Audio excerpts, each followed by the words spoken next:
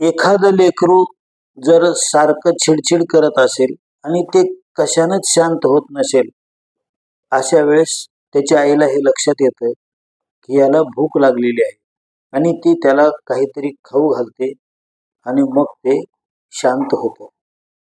अशा पद्धतीने केवळ एखाद्या गोष्टीचं कारण न कळल्यामुळे माणसाला त्या गोष्टीचा विलाज करता येत नाही असं होतं.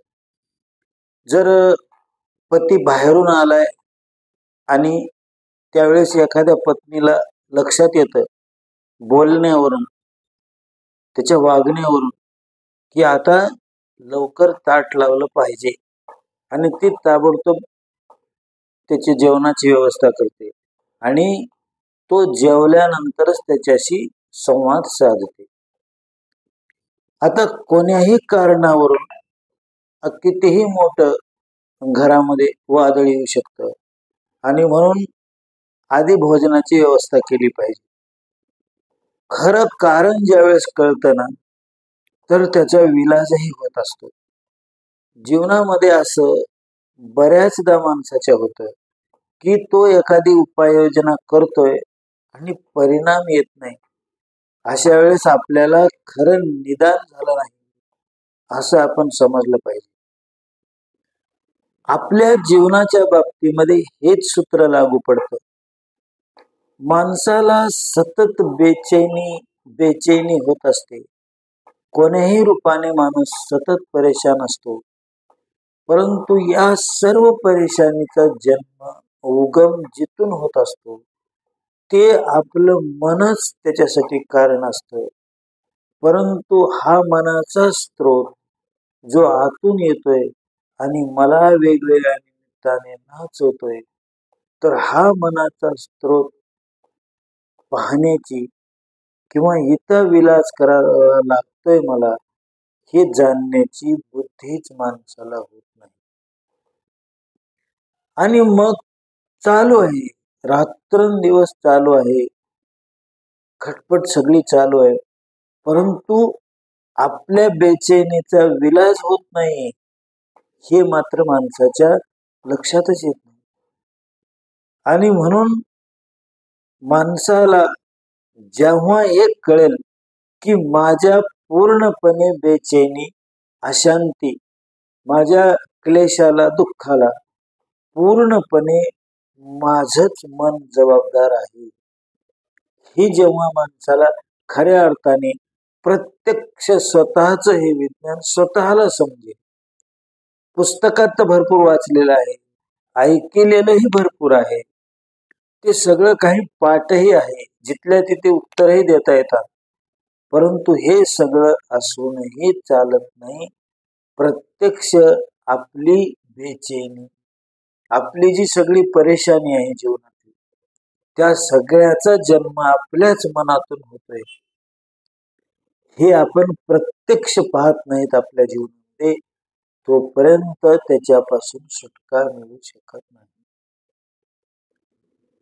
आता माणसाच्या मनामध्ये असा प्रश्न पडेल की माझ्या प्रत्येक परेशानीला, प्रत्येक बेजारीला, माझ्या जीवनामध्ये जे काही उलथापालथ चालू आहे त्या प्रत्येक उलथापालथीला माझंच मन जर जबाबदार असेल, तर मग हे माणसाला माझ्या लक्षात का येत नाही?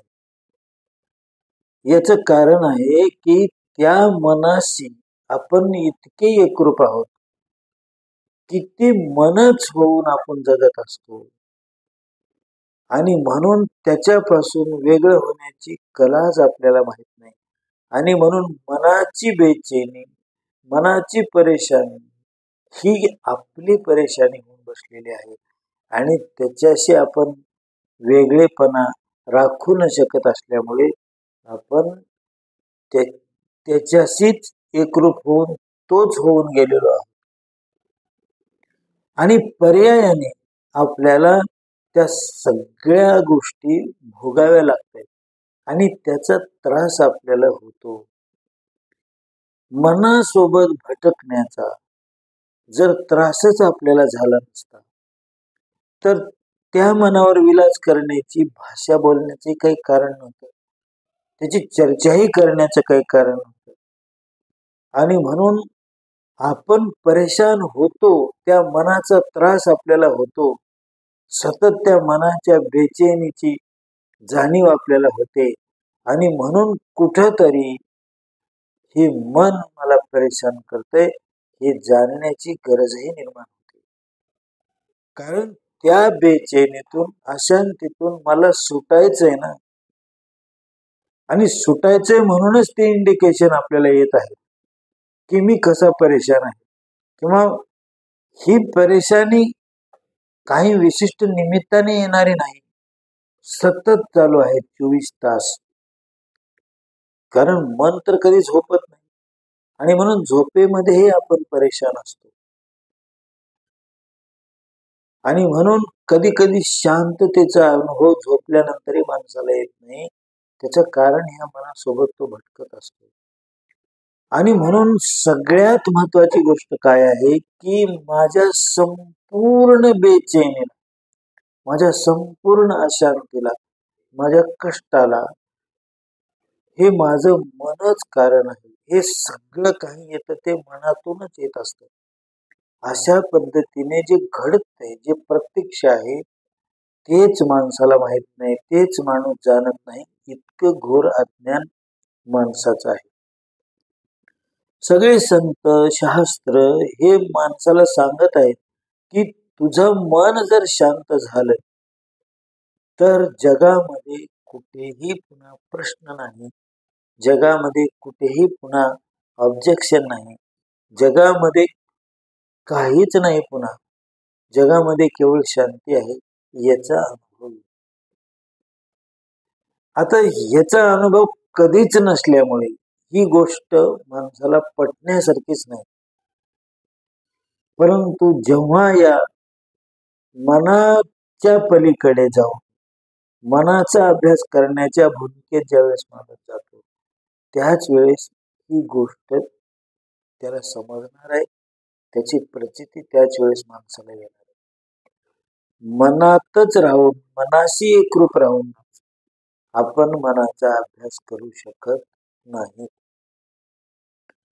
म्हणून मी आणि माझं मन हे ज्यावेळेस दोन वेगळे आहेत हे जेव्हा स्पष्ट व्हायला लागेल त्याच वेळेस माणसाला ही गोष्ट पटू लागेल. तोपर्यंत ही पटणारच नाही. आपण काय म्हणतो की धडधड मला माझ्या बेचैनीचं कारण बाहेर दिसतंय की माझा मुलगा माझा ऐकत नाही, मला धंद्यामध्ये नुकसान झालेलं आहे, माझा फलाण्याने अपमान केलेला आहे, माझं महत्वाचं काम होत नाही म्हणून मी बेचैन आहे. इतकी स्पष्ट बाहेर कारण बेचैनीची दिसत असताना मी माझ्या मनाला कारण कसं समजणार, कसं हे माणसाला पटणार की माझं मनच मला बेचैन करते. अनेक अनंत गोष्टी, अनंत अडचणी माझ्या समोर आहेत आणि म्हणून मी बेचैन.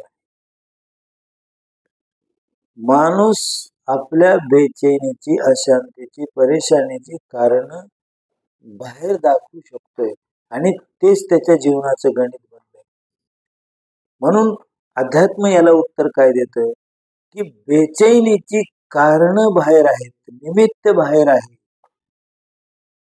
ते निमित्त घेऊन जे आतमध्ये बेचैनी तयार करणार आपलं जे मन आहे, त्या निमित्ताने बेचैन होणारं मन आपल्यामध्ये आहे आणि म्हणून आपण बेचैनी अनुभवतो. वास्तविक पाहता समस्या आहे, ती सोडविण्यासाठी प्रयत्न चालू आहेत आणि ती सुटणारही आहे. ही सगळी प्रोसिजर चालू असताना जे दुःख, कष्ट, जे क्लेश मी भोगत असतो त्याचं कारण काय? त्याचं कारण आपलं मनच आहे. आणि म्हणूनच वेगवेगळ्या प्रसंगामध्ये वेगवेगळी माणसं जातात त्यावेळेस एकसारखंच दुःख किंवा कष्ट सगळ्याला होत नाही, वेगवेगळं असतं. ज्याच्या त्याच्या मनानुसार, स्वभावानुसार ते दुःख तो भोगत असतो. आणि म्हणून हे जे आतलं आहे, जे दुःख दाखवून देणारं, दुःख भोगणारं, दुःख सांभाळणारं, दुःखाला मोठं करणारं असं जे आपलं मन आहे, त्याचा जर आपण विलास करू शकलो, त्याला जर आपण शांत करू शकलो तर बाहेरील जगामध्ये हजार कारण असतील परंतु आतमध्ये शांतता राहू शकते, स्थिरता राहू शकते. आणि म्हणून जीवनामध्ये सगळ्यात मोठी गोष्ट आहे की मला खऱ्या अर्थाने माझ्या बेचैनीचं कारण, माझ्या अशांतीचं, माझ्या परेशानीचं कारण माझं मन आहे, हेच मला पटायला हवं. ते जेव्हा खऱ्या अर्थाने पूर्णपणे मला पटेल, त्याच वेळेस खऱ्या अर्थाने माझ्या जीवनातल्या परेशानीचा आणि अशांतीचा विलाज व्हायला सुरू होईल.